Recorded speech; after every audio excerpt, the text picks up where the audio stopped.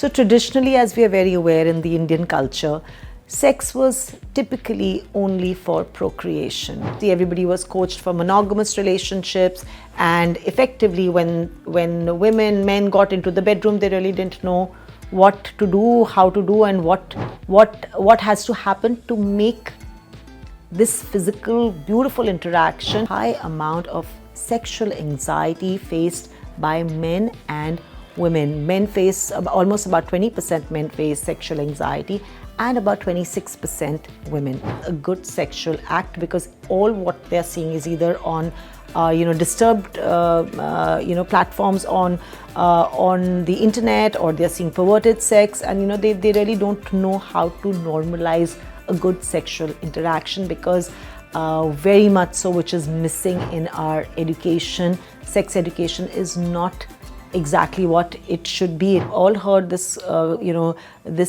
coined term, which is DINS, double income, no sex, that people in the corporate world got so busy.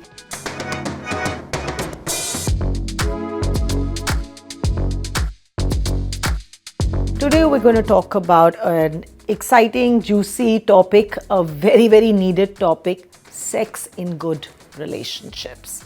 So this is a hot topic, and yet not very openly discussed about, or discussed in a stigmatized way, else discussed with a lot of hush-hush and not with the real facts. So traditionally, as we are very aware in the Indian culture, sex was typically only for procreation.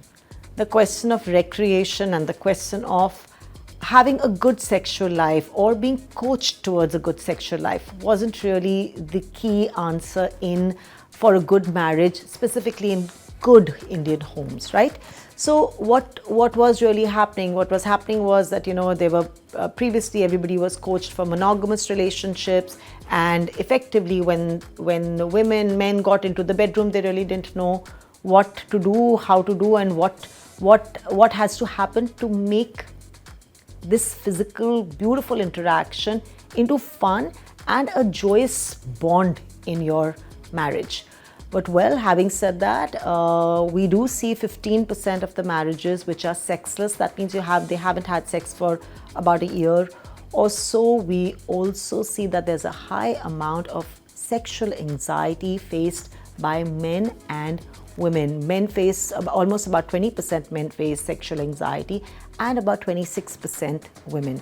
Well, why so? Because we haven't been coached sufficiently, we haven't been conditioned sufficiently. Having said that, post-COVID, a lot of dating apps came in, the OTT came in, and with so much of bombardment of information, in fact wrong information as well, we saw that the youth, suddenly the entire concept of sex became different. And in fact, I deal with a lot of young kids in my clinical practice, and I see that they are actually looking towards, they don't know how to normalize a good sexual act, because all what they're seeing is either on disturbed platforms on the internet, or they're seeing perverted sex, and they really don't know how to normalize a good sexual interaction, because very much so, which is missing in our education. Sex education is not exactly what it should be. It just talks about the birds and the bees and the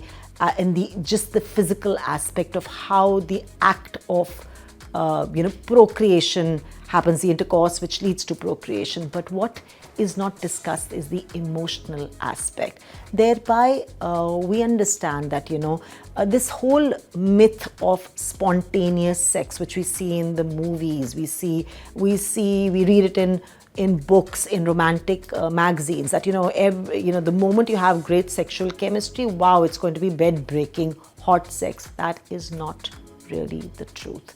It does take sometimes a while to build up a sexual aspect of a relationship. Now, there could be very many different, reasons for it. There could be different routines, there could be different libido, there could be different stress factors, there could be different expectations. And that is one of the reasons why we profess premarital counseling, where difficult topics like sexual preferences, desires, financial goals, a few things which the couple can't talk about with ease is discussed very nicely in premarital counseling, and that's why it's a great idea to have 3 to 4 sessions of premarital counseling before jumping into matrimony. So I have a horde of questions which come up to me around this topic, which is that, my sexual drive or my libido is different from my partner's, and why is that?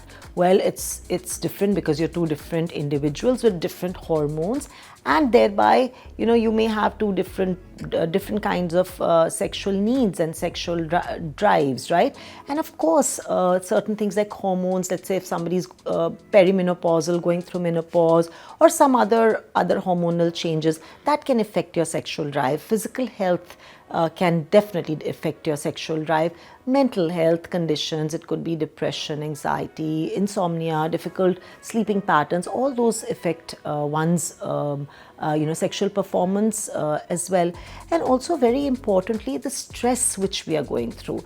Very many a times we've all heard this this coined term, which is DINS, double income, no sex, that people in the corporate world got so busy making their two ends meet and rising up in their careers that they actually forgot to have sex until it was scheduled. And very recently I had a couple who they were having difficulties in their relationships, and they had come for couple counseling only for us to discover that one of the partners had actually scheduled sex on a calendar on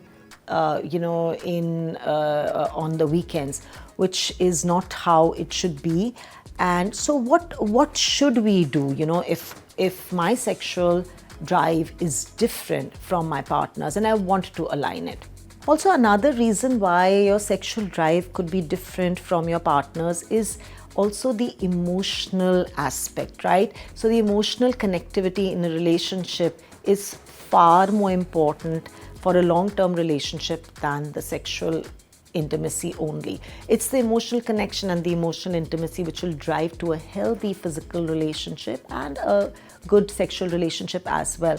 Now, sexual relationship primarily doesn't just mean foreplay, intercourse, and out. That is what people think. It's the 3-step process, or post-coital cuddling. No, that's not all what it is. It also involves intimate acts of just touching each other once in a while, just giving that pat on your partner's back, just holding your partner, just getting warm and cozy with each other at bed at night, or just giving that extra hug, even spooning, even just warmly cuddling with your partner. All these are acts which strengthen your physical bond, release beautiful hormones like oxytocin, dopamine, which effectively will turn into a good physical sexual chemistry and bond also. Another thing is our past baggages. A lot of times we are walking into a relationship with our past baggages of hurt, resentment, betrayal, could be so many other things, anger. So it is a good idea to be on a clean slate and then walk into a relationship for it to become completely healthy.